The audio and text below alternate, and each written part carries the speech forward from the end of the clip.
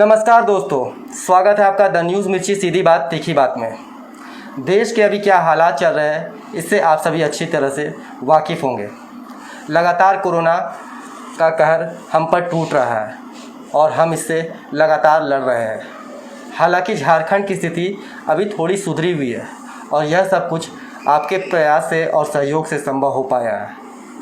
सहयोग की अगर बात करें तो corona front line Covid warriors जो होते हैं उनका सहयोग काफ़ी अहम होता है। इसमें डॉक्टर्स, नर्सेज, सफाई कर्मी, पुलिसकर्मी ये सभी आते हैं। हमारे साथ में अभी डॉक्टर चंद्रभूषण जी उपस्थित है। डॉक्टर साहब के बारे में आपको बता दें कि डॉक्टर साहब रिम्स में जूनियर डॉक्टर हैं और प्रन्यास के प्रेसिडेंट हैं। डॉक्टर साहब लगातार अपनी कोशिशों से इस कोरोना काल में 200 से ऊपर व्यक्तियों को प्लाज्मा दिलवा चुके हैं। तो आइए विलम्ब ना करते हुए डॉक्टर साहब से आपकी एक मुलाकात करवाते हैं और प्लाज्मा, कोरोना और स्वास्थ्य से संबंधी कुछ ज़रूरी सवालात इनसे जानते हैं और आपको भी समझाते हैं। सर, स्वागत है आपका द न्यूज़ मिर्ची। Thank you so much. आपने आज हमें इस प्लेटफॉर्म पे जगह दिया है, इसके लिए मैं शुक्रगुजार हूँ आपका। जी, कैसे है सर? मैं बहुत अच्छा हूँ और अभी दौर तो थोड़ा टफ़ है, सिचुएशन थोड़ा टफ़ चल रहा है, बट हमारे पास हौसले हैं और लड़ने का जज्बा है, तो हम लोग अच्छे हैं। जी धन्यवाद।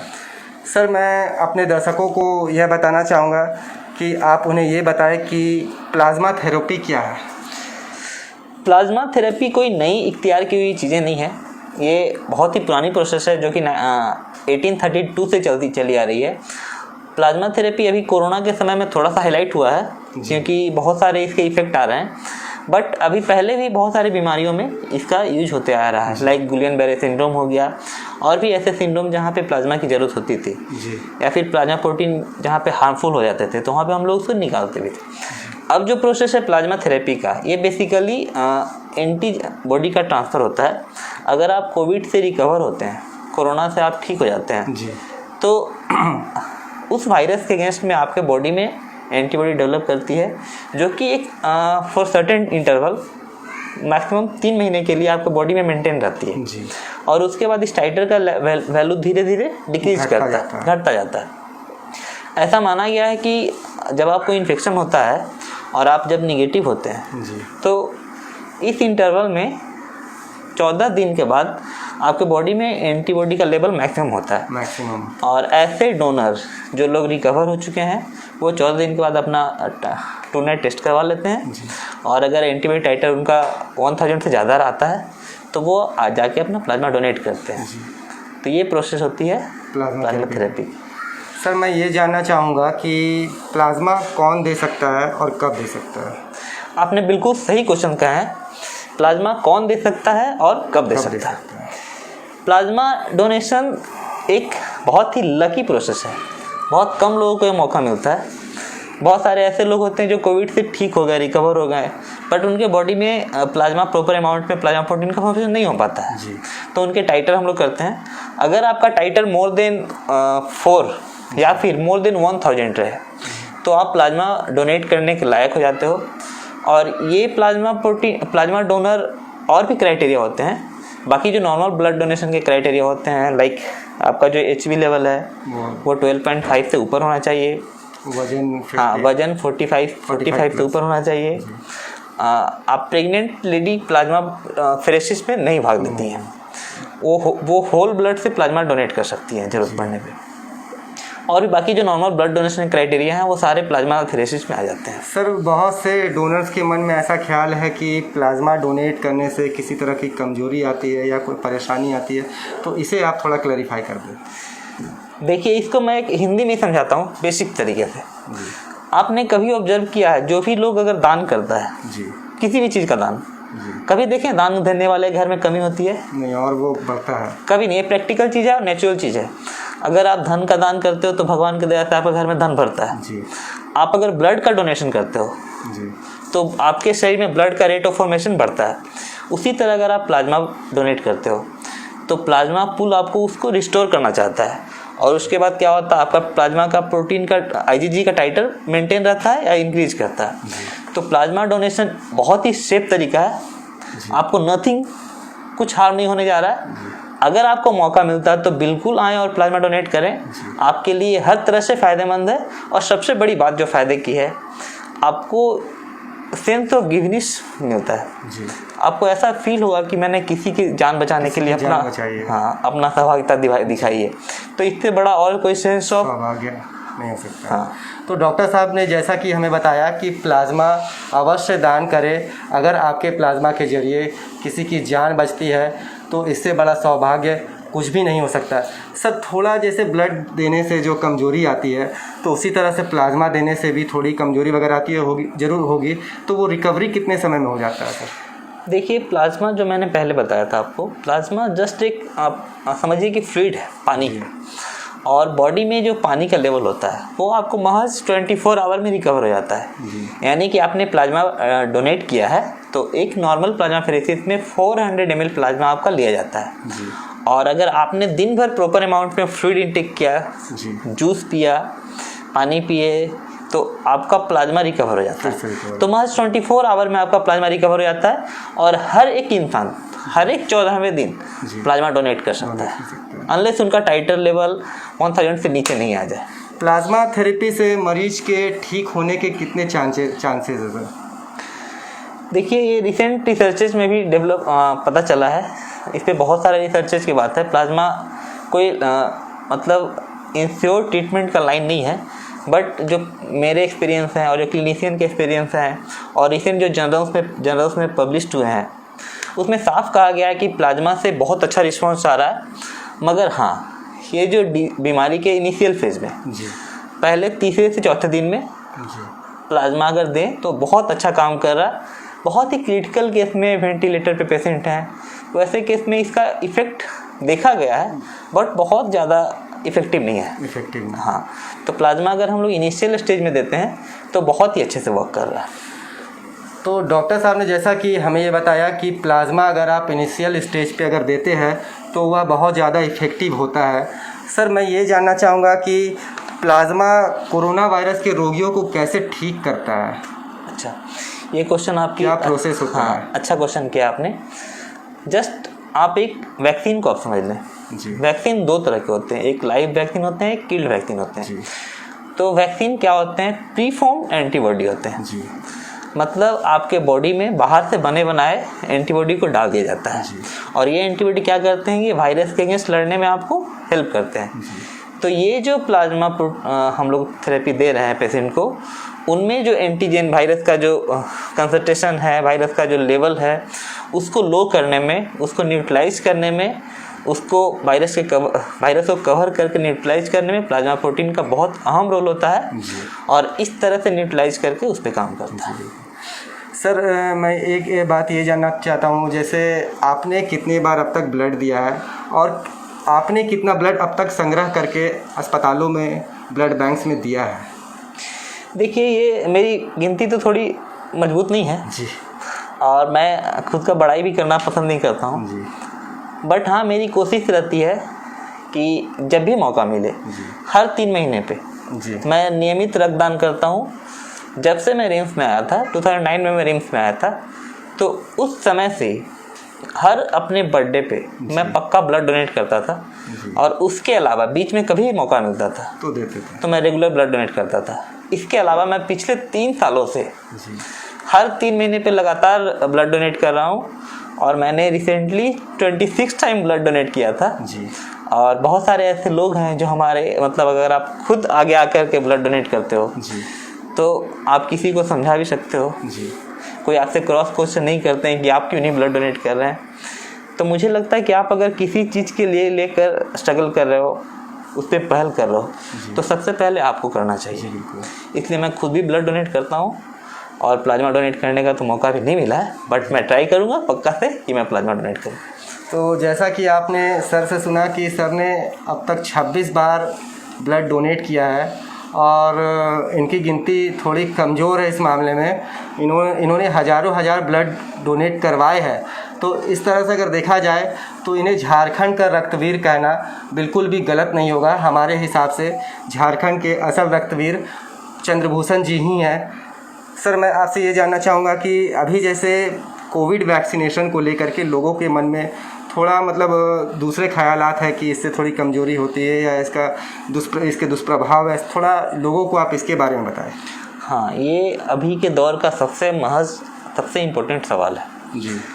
आज लोग स्टार्टिंग में बहुत डाउट में थे कि वैक्सीन ट्रायल मेथड में है, किस पे काम करेगा, क्या काम नहीं करेगा, जी। लोगों को वैक्सीन लेना चाहिए या नहीं लेना चाहिए, बहुत सारे मिथ सामने आ रहे थे। बट हमने ऑब्जर्व किया है, हमारे क्लिनिशियन ने ऑब्जर्व किया है, हमारे जो डॉक्टर्स हैं उन्होंने फील किया है कि ऐसे लोग जो कि वैक्सीन का दोनों डोज ले चुके हैं जी, उन्हें अगर ये बीमारी हुआ है तो ये ऐसा नहीं है कि वैक्सीन लगाने के बाद आपको इन्फेक्शन होगा नहीं जी। इन्फेक्शन डेफिनेटली होगा जी। अगर आप केयर नहीं करोगे तब। तो ऐसे लोगों को इन्फेक्शन अगर हुआ भी है तो इसमें लंग का इन्वॉल्वमेंट मिनिमल रहा है, सिम्टम्स मिनिमम रहा है और बहुत ज़्यादा हार्म नहीं होने गया है जी। तो अभी मैं गुजारिश करता हूँ कि आप जब भी मौका मिले अपने गिवन टाइम इंटरवल में, अपने गिवन टाइम फ्रेम में जाकर वैक्सीन लगवाएं। और अभी मार्केट में अवेलेबल दोनों ही वैक्सीन इम्पोर्टेंट है जी। आइदर कोविशील्ड चाहे कोवैक्सीन, दोनों का मोड ऑफ एक्शन अलग है but both of them are effective. हाँ, एक बात और मैं बताना चाहता हूँ कि ये वैक्सीन बहुत सेफ़ है। हमसे बहुत सारे क्वेश्चन पूछे जाते हैं जी।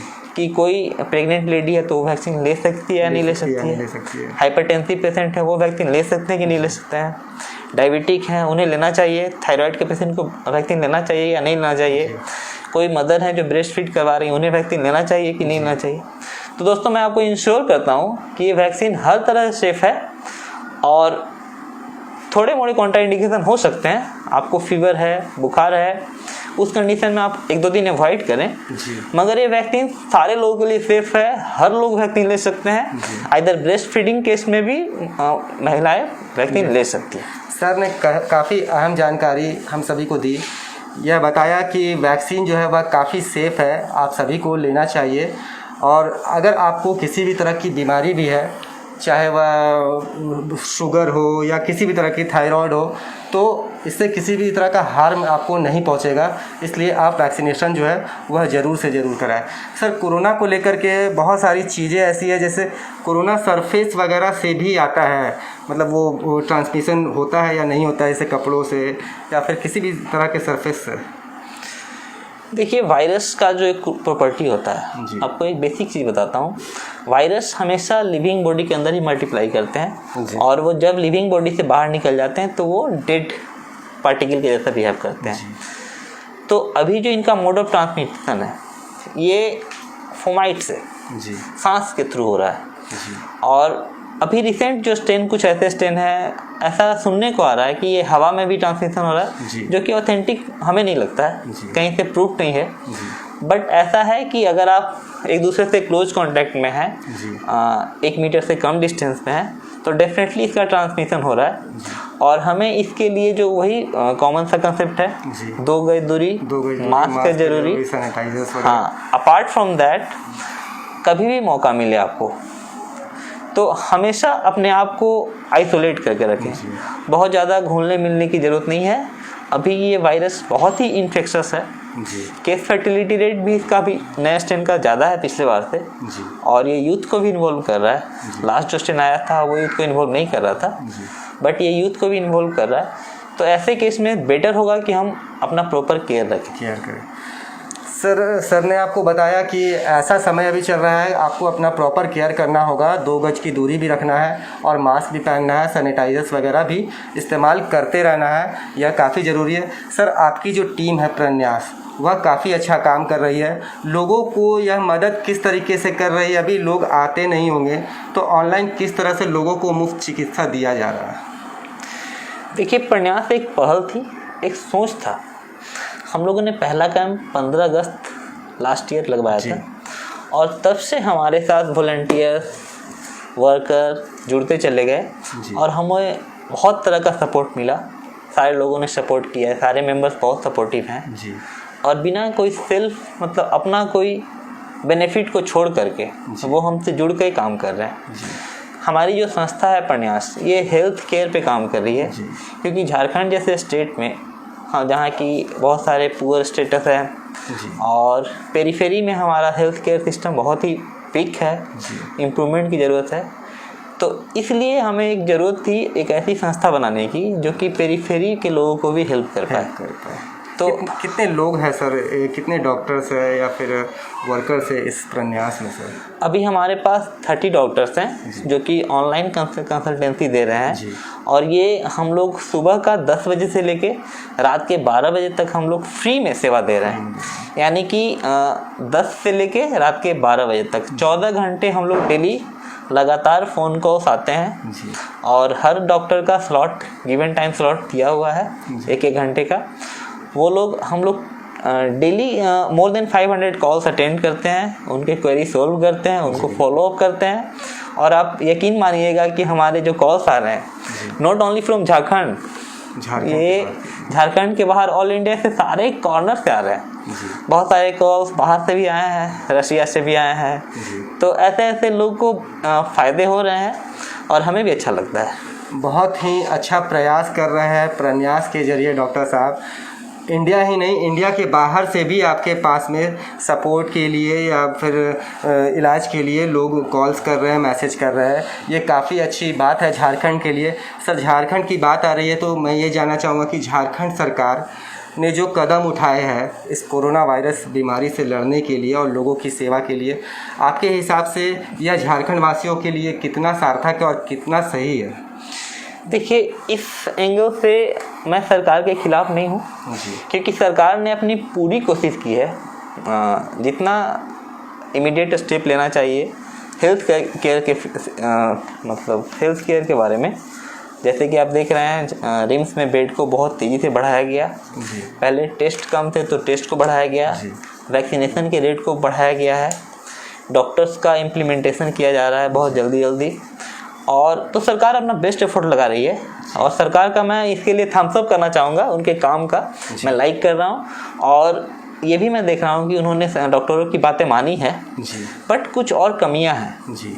जैसे सरकार डॉक्टरों का एरियर बाकी है जी। तो अगर आज कोरोना वॉरियर सामने आ रहा है जी, बहुत सारे डॉक्टर खुद भी इन्फेक्ट हो रहे हैं, और इसके बाद खुद जा कर के प्लाज्मा भी डोनेट कर रहे हैं, ब्लड भी डोनेट कर रहे हैं, और न केवल प्लाज्मा डोनेट कर रहे हैं, हर समय तैयार हैं आज हेल्प करने को। तो हमें आज ज़रूरत है कि डॉक्टरों को एक प्रॉपर रिस्पेक्ट दें, एक रिगार्ड दें और एक प्रॉपर व्यवस्था रखें, ताकि उन्हें हम लोग सोसाइटी में एक अच्छी डिग्निटी से देखें। झारखंड सरकार जो काम कर रही है, हमारे सामने में एक डॉक्टर का रिव्यू है जो कि काफ़ी अहम है कि झारखंड सरकार काफ़ी अच्छा काम कर रही है, और डॉक्टर साहब ने इस काम के लिए उन्हें हेमंत जी को थम्स अप भी कहा है। लेकिन इनकी एक गुजारिश भी है कि डॉक्टरों को पूरा इज्जत और मान सम्मान दिया जाए। डॉक्टर्स की जैसे बात आ रही है सर, तो कई डॉक्टर्स जो है वो इस कोरोना काल में मृत्यु को भी प्राप्त किए। जैसे डॉक्टर सिराज भी आप लोगों के ग्रुप से ही आते थे, उनकी भी मृत्यु हो चुकी है। सरकार उन्हें मुआवजा देने की बात कर रही है लेकिन अब तक मिल नहीं पाया है। तो आप लोग इसके लिए क्या पहल कर रहे हैं? कब तक ये सारी चीज़ें जो है वो ख़त्म हो जाएगी? यहाँ पे मैं देख रहा हूँ आज हमारे डॉक्टर्स इन्फेक्टेड हो रहे हैं जी, मगर फिर भी वो आपके साथ आके कदम से कदम मिला के आपके साथ खड़े होने को तैयार हैं। तो सरकार की भी एक रिस्पॉन्सिबिलिटी बनती है कि अगर डॉक्टर इतना सेक्रीफाइस कर रहे हैं, हर लेवल पे आपका सपोर्ट करने को तैयार हैं, तो आप डॉक्टर को एक प्रॉपर रिस्पेक्ट दो और प्रॉपर सैलरी दो, और प्रॉपर अगर ज़रूरत पड़े तो उनको एक्स्ट्रा सपोर्ट करो। मैंने खुद फील किया था कि डॉक्टर सिराज का कंडीशन ख़राब था, उन्हें वेंटिलेटर पर रखा गया था और उन्हें इक्मो की ज़रूरत पड़ा था।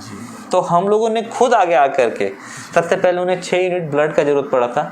रात में मुझे कॉल आता है, उनके सीनियर उनके जानने वाले ने मुझे कॉल किया कि चंद्रभूषण ये 6 यूनिट ब्लड का ज़रूरत है। तो मैंने तुरंत रात में ही बात करके ब्लड का अरेंजमेंट करवा दिया था। ऑल्दो ब्लड की ज़रूरत नहीं पड़ी बट हो गया था अरेंजमेंट। उसके बाद अब जो देख रहे हैं, उनके मेडिका हॉस्पिटल में भर्ती हुए थे, पहले आलम हॉस्पिटल में थे, तो अच्छा खासा बिल बना था उनका, 11-12 लाख के आसपास टोटल बिल बना है। तो मैं सरकार से एक गुजारिश करता हूँ कि अगर डॉक्टरों के साथ ऐसा होता है तो आप उन्हें हेल्प करें, उन्हें इमीडिएट पैसा मुहैया करवाएं, ताकि उन्हें अच्छे से ट्रीटमेंट दिया जा सके, एक हाई लेवल का ट्रीटमेंट दिया जाए। और उससे भी ज़रूरी है कि रिम्स को और अपग्रेड करने की ज़रूरत है, ताकि अगर रिम्स के डॉक्टर बाहर में जा रहे हैं तो ये थोड़ी सी बदनामी वाली बात हो जाती है, क्योंकि हमारे पास फैसिलिटी होनी चाहिए।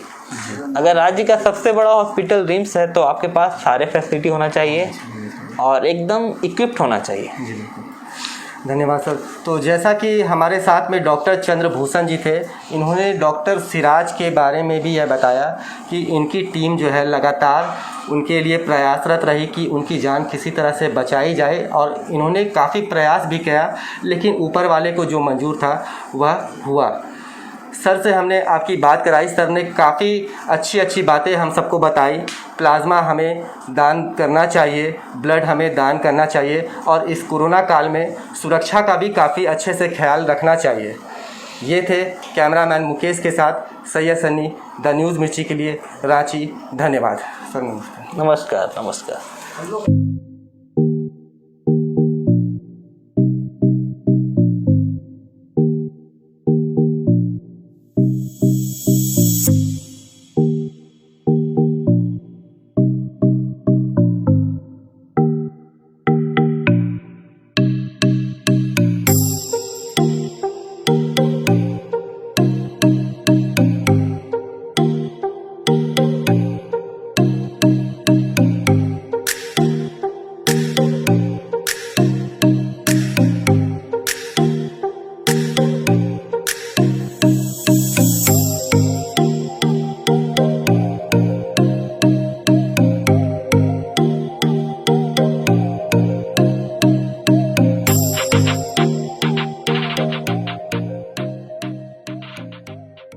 सीधी और तीखी खबरों के लिए हमारे YouTube चैनल को सब्सक्राइब करें और नीचे दिए गए बेल आइकन को जरूर दबाएं। और साथ ही Facebook, Instagram, Twitter और हमारे वेबसाइट पे भी फॉलो करें।